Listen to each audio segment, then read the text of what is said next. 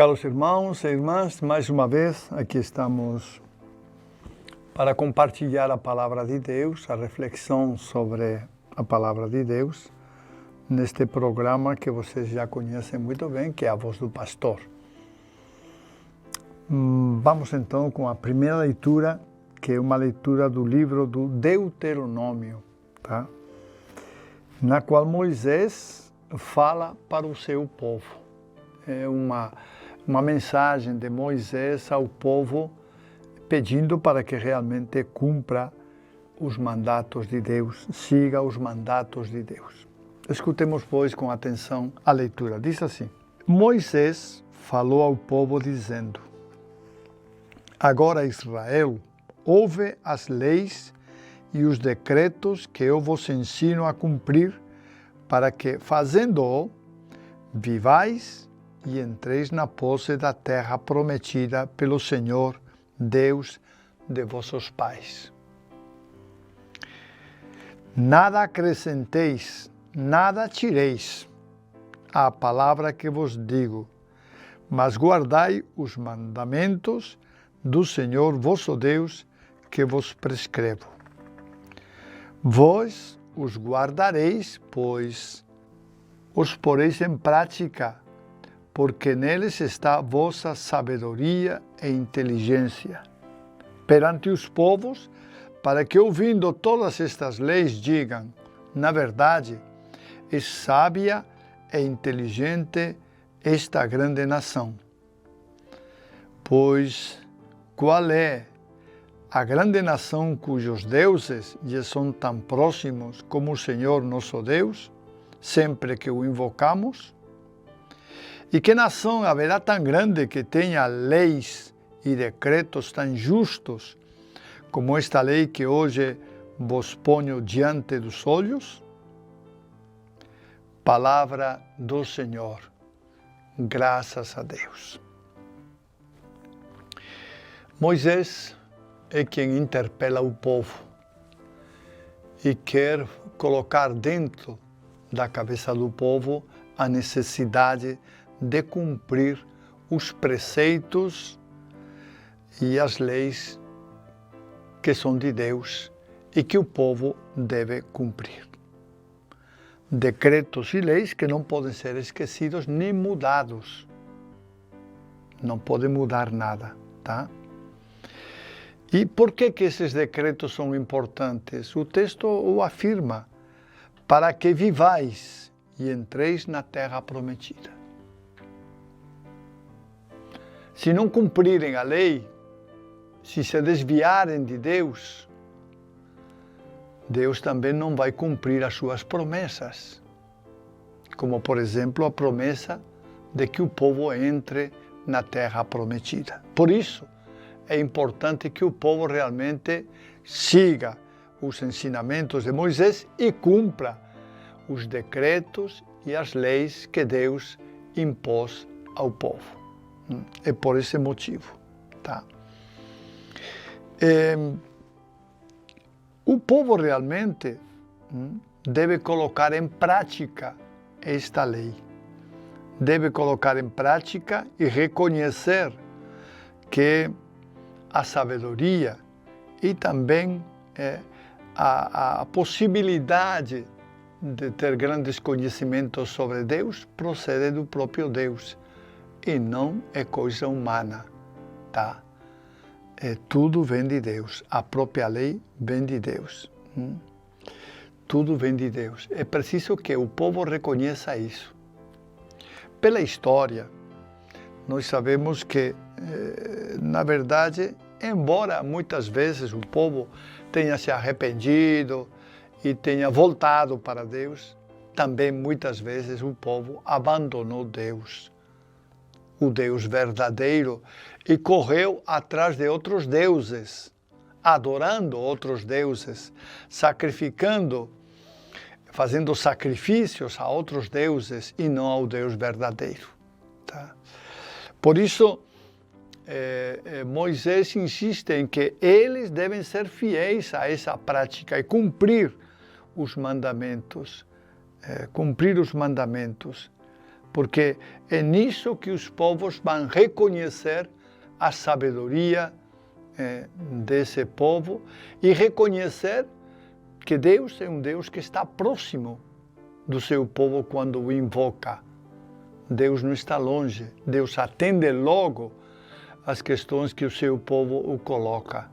Então, é preciso que o povo, pois, seja fiel nestes mandamentos. Como digo, na prática sabemos que muitas vezes foi infiel. Mesmo assim, Deus sempre teve paciência e misericórdia com o seu povo, não o castigou, pelo menos de forma até o extermínio, por exemplo, né? Mas procurou sempre proteger o seu povo e sempre tentando reconduzir o seu povo à prática do bem, à prática realmente da misericórdia de Deus.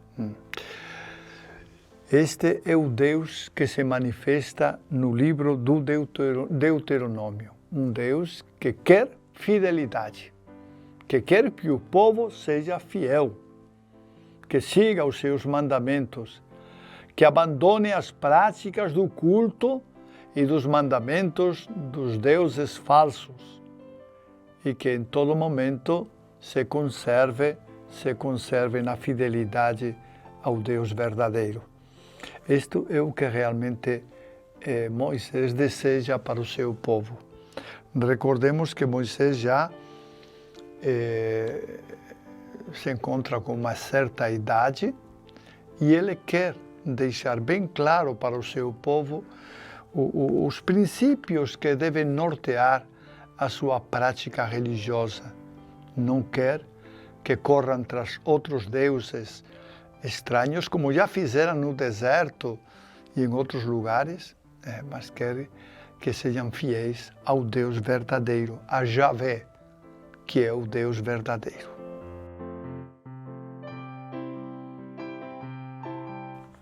Depois de ter ouvido esta primeira leitura, que é do livro do Deuteronômio, nós vamos agora a passar para a segunda leitura, que é da carta de Tiago. A carta de Tiago. Tiago, como vocês sabem, é um dos apóstolos, escreveu uma carta. Ele está preocupado realmente com a prática do cumprimento da lei, a prática da verdade. É consciente de que a palavra verdadeira vem de Deus e quer que os seus ouvintes, os cristãos das comunidades, sejam não simplesmente ouvintes, aqueles que ouvem a palavra, mas depois entra por um ouvido e sai por outro, como muitas vezes acontece, inclusive entre nós também acontece. A palavra entra por um ouvido e acaba saindo por outro, e não deixa nada dentro de nós.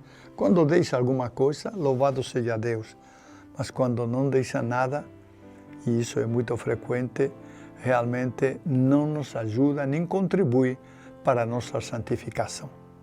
Então, o que Tiago quer com os cristãos aos quais ele escreve é que realmente eles sejam praticantes da palavra, que cumpram a palavra. Que a palavra de Deus, aquilo que Deus manda, os mandamentos de Deus, realmente sejam cumpridos.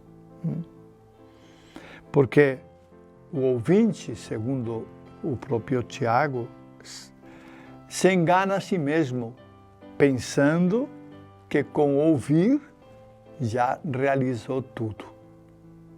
Pensemos em nossas celebrações, como muitas vezes, apesar de participar até com alegria da celebração, muitas vezes nossas celebrações e a palavra de Deus proclamada nelas se torna uma palavra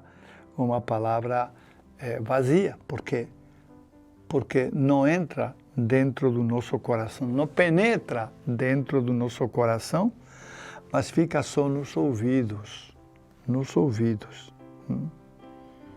Por isso Tiago insiste realmente em que é preciso não só ouvir a palavra, mas também praticá-la, deixar que ela penetre dentro de nós e que a partir dessa entrada em nosso coração, nós possamos manifestar frutos que são frutos da palavra, mas frutos de paz, de caridade, de harmonia para com todos. E Tiago coloca duas coisas que são sinal, ou que devem ser sinal no cristão, tá? De que realmente ele ouve a palavra e a pratica. E as duas coisas são, segundo Tiago, né?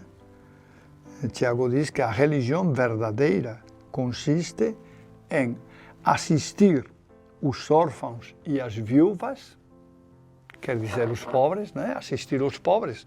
Os órfãos, sabemos que são pobres, e as viúvas também. Então, assistir os órfãos e as viúvas economicamente, não é? Com as ajudas. Aqui se trata de ajudar os órfãos e as viúvas. Na verdade, poderíamos ampliar este conceito e dizer ajudar os pobres, porque é assim o que Tiago quer expressar. Se bem no seu tempo as viúvas e os órfãos eram os mais necessitados, mas o que ele quer expressar é que é preciso ajudar os pobres, assistir os pobres, aqueles que nada têm, aqueles que passam necessidade, tá? Isso em primeiro lugar, é a primeira condição e o primeiro fruto dos ouvintes da palavra, tá? Que estão abertos a ajudar os pobres e os necessitados. A segunda condição, segundo Tiago, é não se deixar contaminar pelo mundo. Tiago, quando escreve esta carta, tem em mente que no mundo de forma geral, já no tempo dele também era assim, né? Circulam muitas ideias, algumas verdadeiras, outras muitas falsas, tá? E as ideias falsas, às vezes, nos levam a nos enganar, nos levam pelo mau caminho. Então, o que Tiago quer dizer é que é preciso ir pelo bom caminho, quer dizer, não se enganar por essas ideias falsas, em que o mundo está contaminado, ideias falsas, mas caminhar na certeza de Cristo Jesus, na palavra de Cristo Jesus. Aqui voltamos a digamos assim, a origem de tudo que é Cristo Jesus. É a palavra de Cristo Jesus que deve marcar o comportamento de todo cristão. É a palavra de Cristo Jesus que deve pautar toda a atividade do cristão.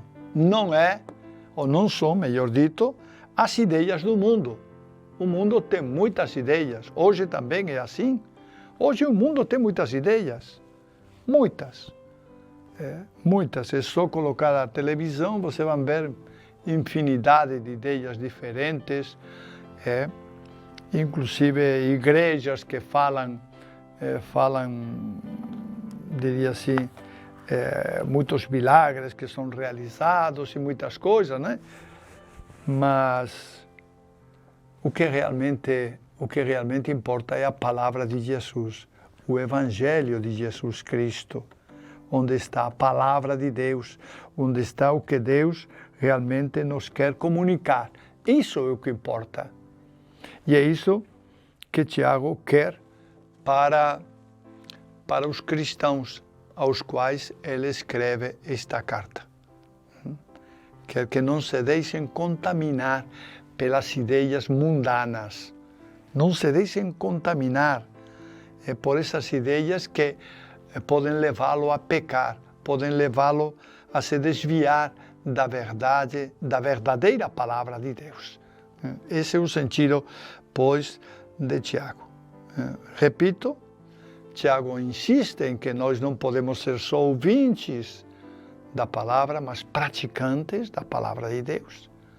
E essa prática da palavra de Deus deve se manifestar na ajuda aos pobres, aos órfãos e às viúvas, e também na fidelidade à palavra de Deus, sem deixar nos contaminar pelas ideias, muitas vezes, que pairam aí no mundo e que com muita facilidade podem nos enganar, porque muitas destas ideias realmente enganam o cristão.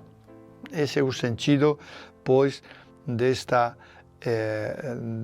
epístola de Tiago, deste trecho, na verdade, porque não é toda a epístola que nós lemos, mas só um trecho, né? Esse é o sentido, pois, do trecho desta leitura de Tiago, que ele dirige aos cristãos, animando-os a ouvir sempre a palavra e não se deixar enganar por aqueles falsos profetas que anunciam coisas extraordinárias, mas que nada disso se cumpre.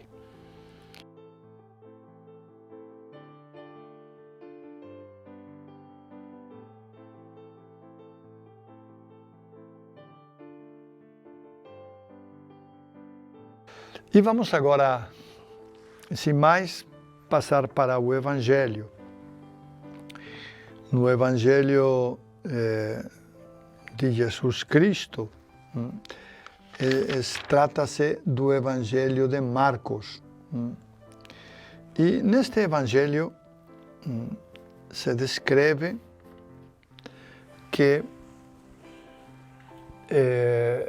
alguns doutores da lei, alguns escribas e fariseus,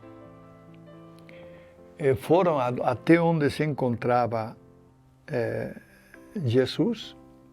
Eles tinham vindo de Jerusalém para escutar Jesus, para saber o que ele está falando,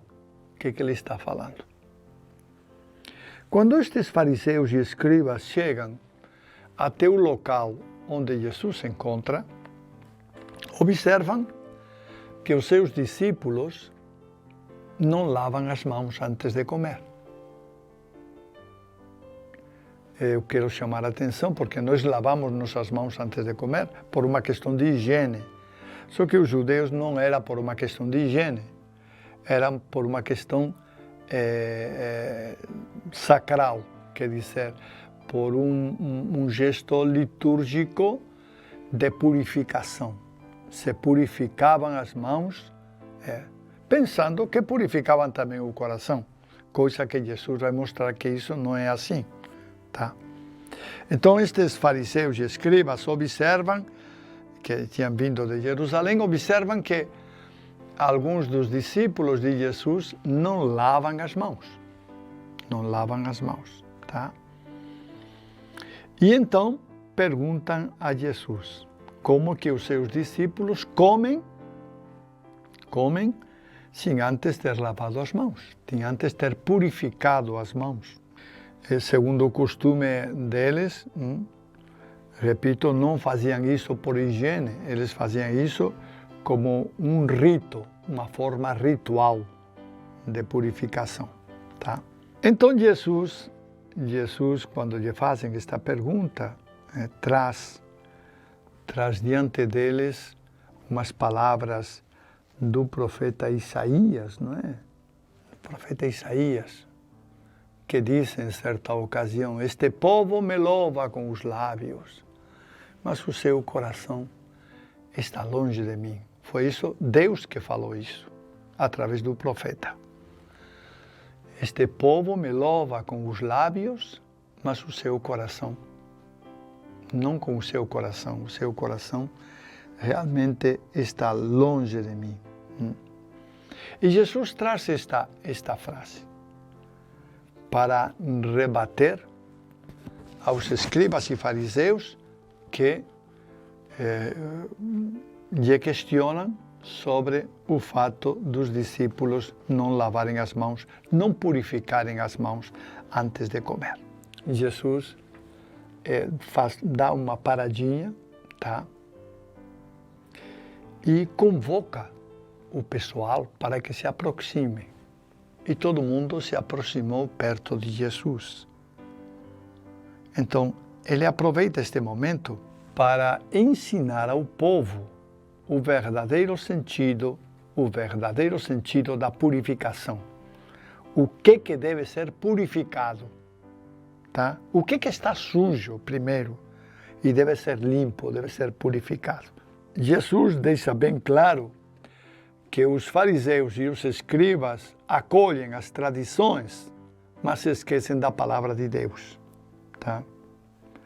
E, como digo, traz essas palavras do profeta Isaías. Este povo me honra com os lábios, o seu coração está longe de mim. Me honra com os lábios, mas o seu coração, o que importa, que é o coração, a verdadeira motivação, está longe de Deus. Só os lábios é que louvam a Deus. E Jesus fala isto precisamente por causa da prática dos escribas e fariseus a respeito da purificação. Jesus vai dizer que por causa da purificação, eles são capazes de colocar na frente da palavra de Deus, os costumes que eles têm. Os costumes de purificação, não só de purificação as mãos, porque eles também purificavam os vasos, as vasilhas, tudo aquilo que era usado, era purificado de uma forma ritual. Repito, não era um lavado de vasilhas, não, era uma forma ritual de purificação. Eles faziam isso, tá? Então Jesus, reunindo o povo que estava lá com ele ele então explica, diz: olha, o que torna impuro os seres humanos não é o que entra. Jesus mesmo diz: o que entra também sai e vai ser despejado no banheiro. E isso, o que entra pela boca, não vai nos tornar impuros. Isso faz com que realmente nós que recebemos esse alimento, nos alimentemos, tenhamos força, mas esse alimento não nos torna impuros, mesmo que seja porco ou outro animal até proibido pela lei. Jesus ensina isso para eles. E diz: o que realmente torna impuro? O que realmente torna impuro um ser humano? E então ele vai citar várias coisas que tornam impuros o ser humano. Todas nascem não no estômago, mas no coração. Jesus diz: olha, a maldade vem do coração. Vem do coração. Significando o coração, realmente todo o nosso ser, não é? Então, a maldade vem do coração. É aí que surgem as maldades. Não no alimento que comemos, mas no coração. E a seguir, Jesus cita algumas obras da maldade. Por exemplo, ele diz: as intenções malignas, hostilidades, roubos, assassínios, adultérios, ambições desmedidas, maldades, malícias, devassidão, invejas, difamação, arrogância, insensatez. Ele diz: tudo isso nasce do coração humano.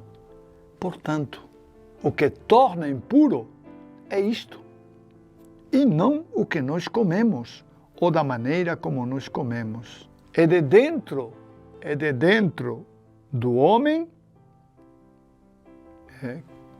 ou é por dentro do homem que está a impureza do coração. E com esta colocação, certamente Jesus fechou a boca daqueles fariseus e daqueles escribas, embora com certeza não os convenceu, porque não se diz em nenhum lugar que eles tenham realmente repensado a sua maneira de ver as coisas. Tudo o contrário, eles devem ter continuado com aquela maneira de pensar. Jesus, o que quer mostrar para eles é que a palavra de Deus é muito mais importante do que qualquer uma tradição humana. Tem muito mais peso que qualquer tradição humana.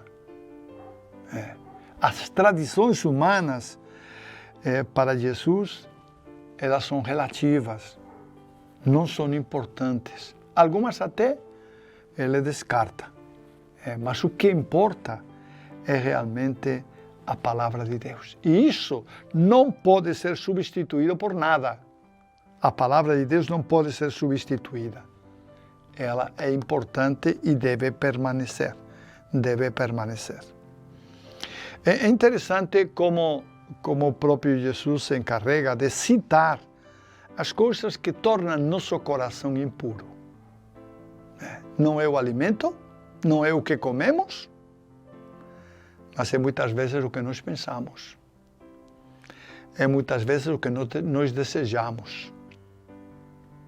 É muitas vezes o que nós queremos, o que nós fazemos.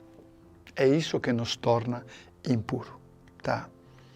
Esta palavra de Jesus é um alerta para todos nós, não só para os judeus, porque na verdade Jesus está falando para os judeus, mas também fala para nós.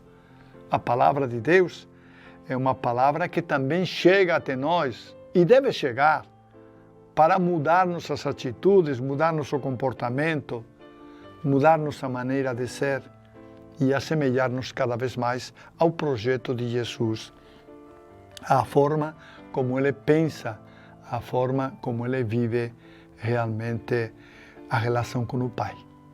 Ele é o nosso modelo. Não podemos esquecer isso. Jesus é o nosso modelo. Quando ele esteve aqui no mundo, ele veio mostrar para nós o que devemos fazer. E tudo isso registrado na palavra de Deus, na Bíblia, hoje é orientação para nós. É orientação para nós. Que nos mostra como devemos agir, como devemos nos comportar. Como dizia Tiago, não podemos ser simplesmente ouvintes, devemos ser praticantes da palavra de Deus. Praticantes da palavra de Deus, não só ouvintes.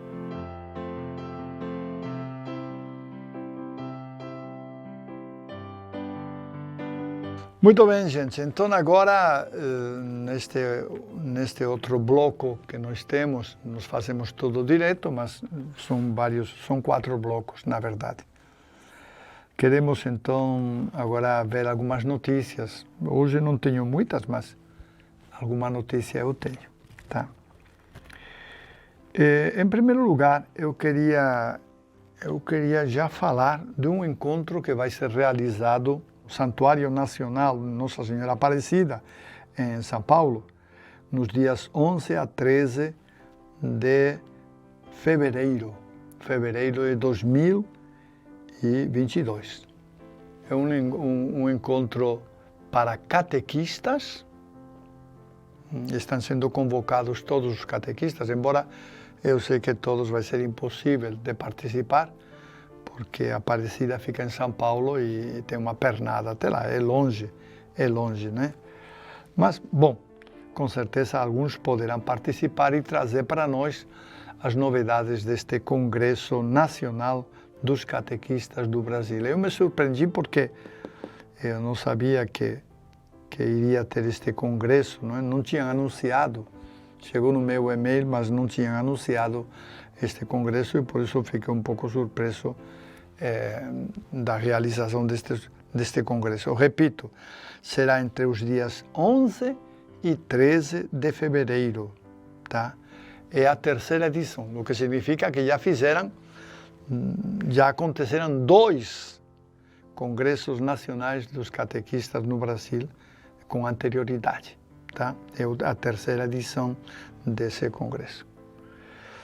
Enfim, eu espero que aqueles que puderem ir tragam depois para nós as novidades, enfim, tudo aquilo que se converse, que sempre é bom, quando participamos de um evento destes, sempre é bom recolher tudo e poder trazer para a diocese. E poder implementar também aqui na diocese ou em nossa paróquia, na catequese ou em qualquer outra pastoral, poder implementar realmente aquilo que nós aprendemos, porque isso é importante. É importante para nós, né? Bom, essa era então a primeira notícia que eu tenho. A segunda coisa que eu queria falar para vocês é o seguinte. Já algumas pessoas me perguntaram sobre as transferências de padres, sabendo que tínhamos ordenado já diáconos e que ultimamente ordenamos padres, 2 padres, né? Já me perguntaram sobre a procedência, ou melhor, a origem, onde vão os padres trabalhar. E eu respondo, e eu faço aqui publicamente porque eu não tenho uma resposta ainda. Veja bem, essa é uma decisão que o Conselho Presbiteral deve, juntamente com o bispo, deve assumir, tá? É o Conselho e o bispo que decidem onde os padres vão ficar. Né? Eu só determinei que até o final do ano os diáconos permaneçam nas suas paróquias, porque de momento é o mais prático e, diríamos assim, é o que mais se necessita nas paróquias, né? É bom a presença de um diácono que possa exercer o diaconato, exercer como diácono e ao mesmo tempo ajudar nas paróquias, quem sabe num batizado, num casamento, já que os diáconos podem realizar esses sacramentos, né? Agora, como ainda, nós já tivemos uma reunião do Conselho Presbiteral, mas infelizmente o tempo foi muito pouco, foi uma manhã, mas os assuntos eram demais e total, não deu para tratar deste tema. Tá? Está marcado o próximo encontro para o mês de setembro, se Deus quiser, e em setembro devemos já definir para onde vai cada um dos diáconos ou dos padres, para que paróquias eles devem ir, né? Sempre procuramos, na hora de enviar um padre ou um diácono para uma paróquia, atender às necessidades daquela paróquia. Se sabemos que uma paróquia é grande, entendemos que é necessário enviar não só um padre, às vezes tem que enviar 2 padres, porque a paróquia é muito grande, porque tem muitas comunidades, enfim. Então, como digo, ainda não foi determinado, ainda não determinamos nada. Teremos uma nova reunião em setembro, e se Deus quiser, em setembro, para setembro com certeza, nós já teremos, já saberemos para onde vai cada diácono e cada padre, tá? Lembrando que os diáconos, em princípio, serão ordenados no final de dezembro. Tá? Final de dezembro terá a ordenação dos diáconos, para que eles também possam trabalhar nas paróquias de forma plena, né? Esse vai ser um pouco o esquema que nós adotamos, o esquema de não precipitar-nos muito, porque agora seria realmente precipitado dizer para onde é que eles vão, porque não sabemos ainda, mas chegará um momento em que a gente vai saber para onde vai cada padre, onde que vai trabalhar e qual vai ser a área de atuação. Então, fiquem tranquilos por isso, que no momento a gente vai, como digo, a partir de setembro, nós já teremos mais ou menos a definição de para onde vão os diáconos e também os padres, se Deus quiser. Um outro assunto que eu queria também conversar com vocês trata-se de uma viagem ao Rio de Janeiro para participar da festa de Santo Agostinho. Na verdade, eu fui convidado para a festa de Santo Agostinho porque na mesma data, na data de Santo Agostinho, que é o dia 28 de agosto, também a comunidade do Rio de Janeiro, a comunidade preparou uma festa com motivo dos 90 anos do Colégio Santo Agostinho. O Colégio Santo Agostinho, que já é tradicional no Rio de Janeiro, um colégio importante, um colégio, não é porque sejamos agostinianos, e eu sou agostiniano, né? Mas é um colégio importante e tem realizado uma obra maravilhosa de evangelização, de formação dos jovens durante estes 90 anos. Então, o colégio está celebrando os 90 anos e o diretor quis que tivesse uma celebração especial. Por isso escolheu o dia de Santo Agostinho para esta festa. Não sei como serão os detalhes, não sei da festa, mas acredito que será uma festa com todo o colégio, com os professores. Mas eu me comprometi a estar lá com ele e ajudá-lo também naquilo que for necessário, celebrar a Eucaristia e enfim, partilhar com eles aquilo que realmente é motivo de alegria, como é uma festa de 90 anos. 90 anos realmente é uma festa grande, uma festa bonita. São 90 anos que o colégio, de forma ininterrupta, vem realizando esta educação da juventude. Então, é motivo para se alegrar, é motivo também para celebrar. E se Deus quiser, a partir do dia 25, eu estarei, 25 agora deste mês, eu estarei por lá, participando também desta festa, que deve ser uma festa bonita, uma festa para todos os agostinianos e para todos os alunos do colégio, enfim, para todas as pessoas que têm alguma ligação afetiva com o colégio, que são muitas, porque muita gente já passou por esse colégio. É um colégio de mais de 2.000 alunos, imaginem, e que certamente, ano tras ano, deve ter muitas pessoas que já participaram, se formaram naquele colégio. E é isso, vamos nos unir a essa festa bonita e vamos nos alegrar também com eles. Eu aproveitarei também para ficar um par de dias lá, aproveitando aquela praia de Leblon, né? Aquele alzinho, ventinho da praia de Leblon, enfim.